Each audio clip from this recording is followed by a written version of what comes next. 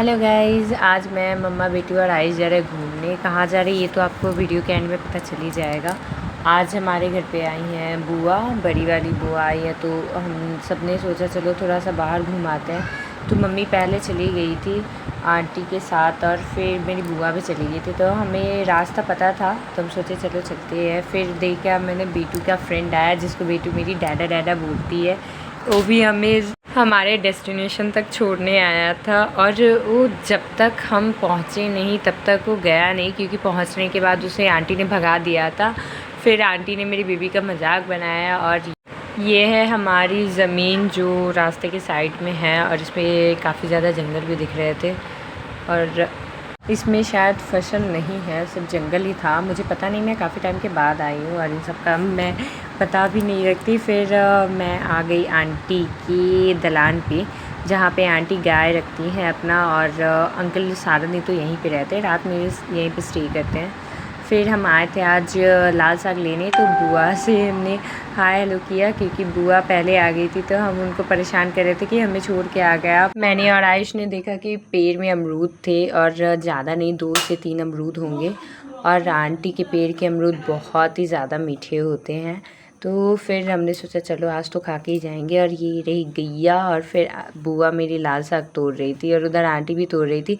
मैंने सोचा कि चलो मैं भी थोड़ा हाथ बटा देती हूँ। मुझे इन सब का कभी मौका ही नहीं मिला कि चलो खेतों से ये सब्ज़ी तोड़ के लाते हैं या फिर कोई पत्ता ही तोड़ के लाते हैं।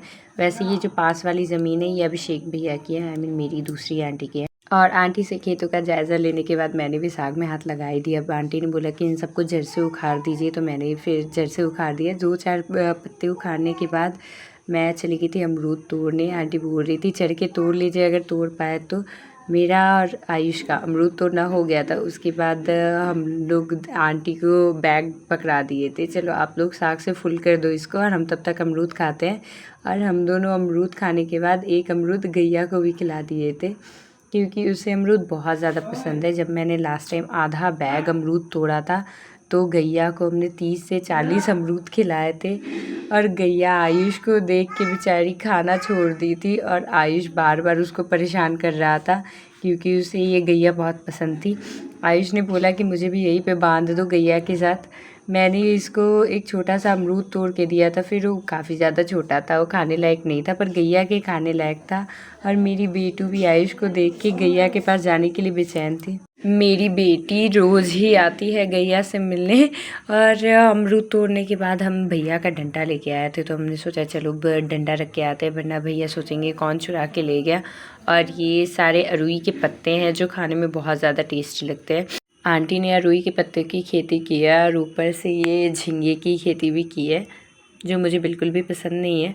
फिर मैं आयुष को सीधे रास्ते से ले गई अभिषेक भैया के दलान पे, और मैंने यहाँ पे देखा तनीषा भी आई हुई थी, अपने दादाजी के साथ खेल रही थी। और ये रूम अभिषेक भैया का और ये बड़े भैया का, और साइड में जो रूम खुला हुआ था वो अंकल का था। और मैंने आयुष को तीनों रूम दिखा दिए, जो कि मैं खुद भी फ़र्स्ट टाइम देख रही थी, क्योंकि मैं जब आई थी तो ये खाली था। मैं कुछ दिन पहले ही दीदी के साथ आई थी।